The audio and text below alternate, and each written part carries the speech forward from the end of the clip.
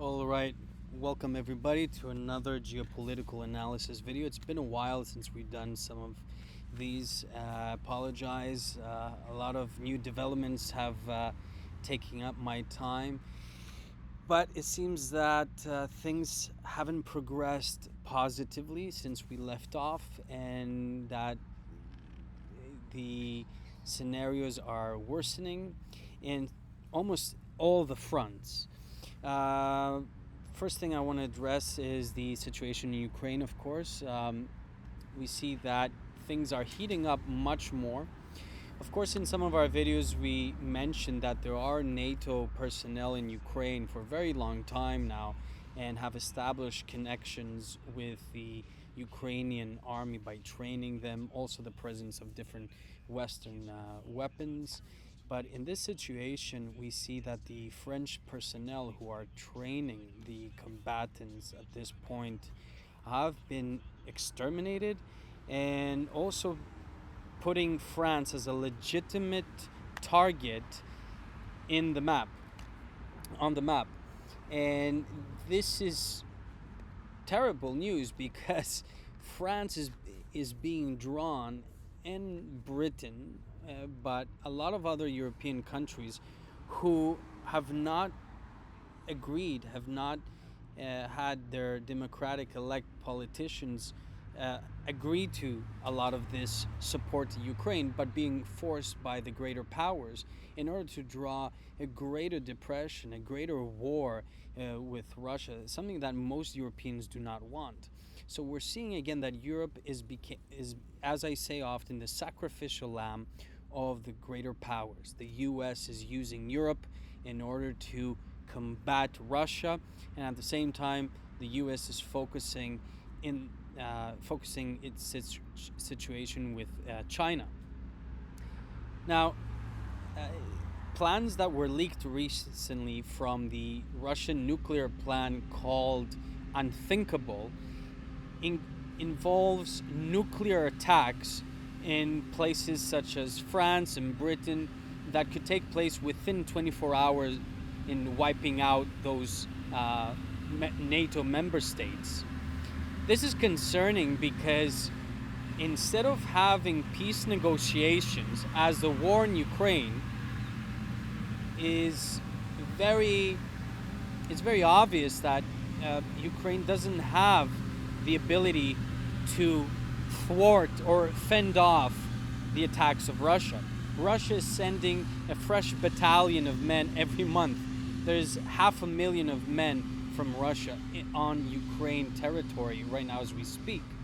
NATO does not have the ability to produce as fast and in terms of the large quantity that Russia produces. And now when we take a look at the analysis that I've given you years ago, that the East has become such a force of production in commodities, weapons, technology, that the West we're seeing has plateaued.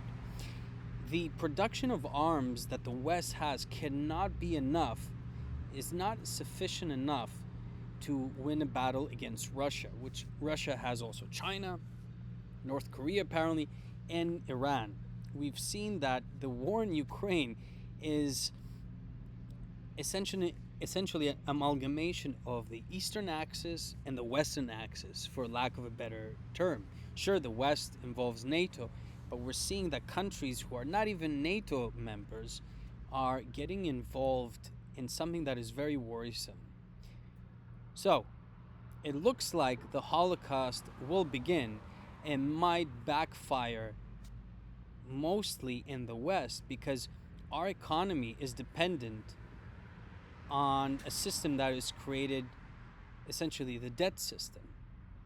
In the East, we're noticing that all the gold and the silver in the COMEX exchanges is sent to China.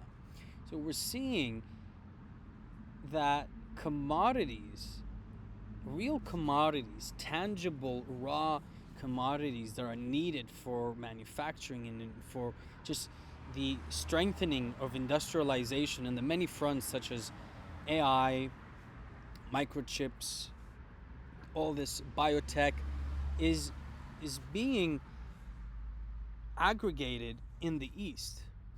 And it's very worrisome for us in the West because A, we have plateaued, like I said, but B, we're not looking to expand, and we're not looking aggressively. We're not prepared. Our societies are not prepared to have this aggression, and who knows how long this will be prolonged, because it will come to the cost of our quality of life.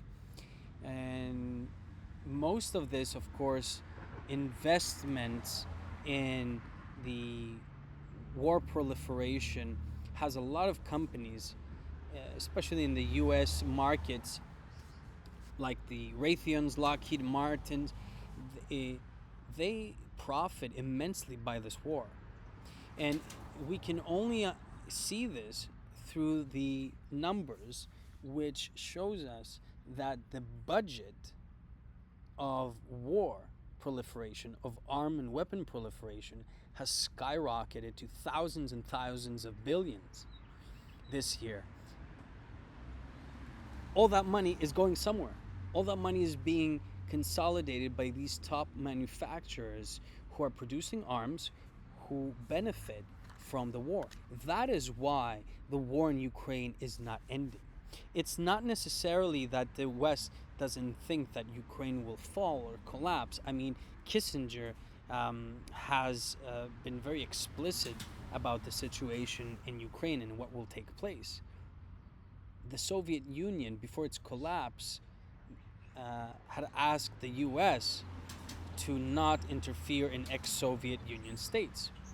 So they all knew that this will actually provoke Russia.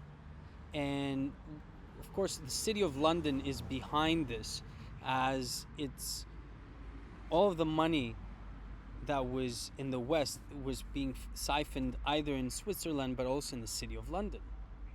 And now with the increase of interest rates, the City of London has lost some of that glamour, and we're seeing that the New York City bankers are the ones that are trying to consolidate power once again. And that is why we're going to see a lot of central banks in the world start cutting rates. It's very important to understand that war is one of the most profitable situations for these companies. And war will not end until it makes no sense anymore for these companies, for these conglomerates, for these gigantic machines that, through trial and error of their weapons on the field, make them better in research development. So this is just a test. This is just a sample of what will come.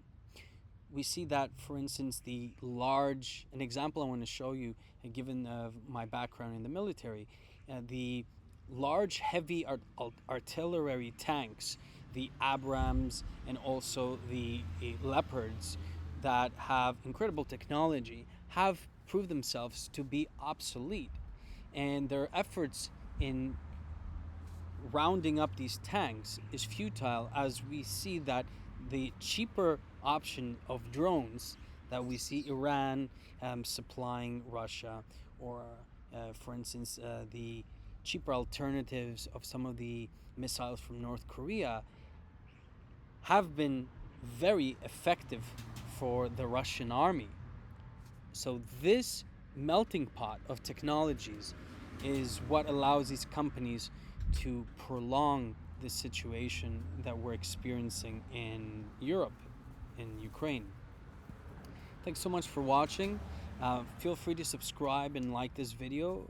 Like I said before, we'll return with more analysis in the future. Thank you. Bye for now.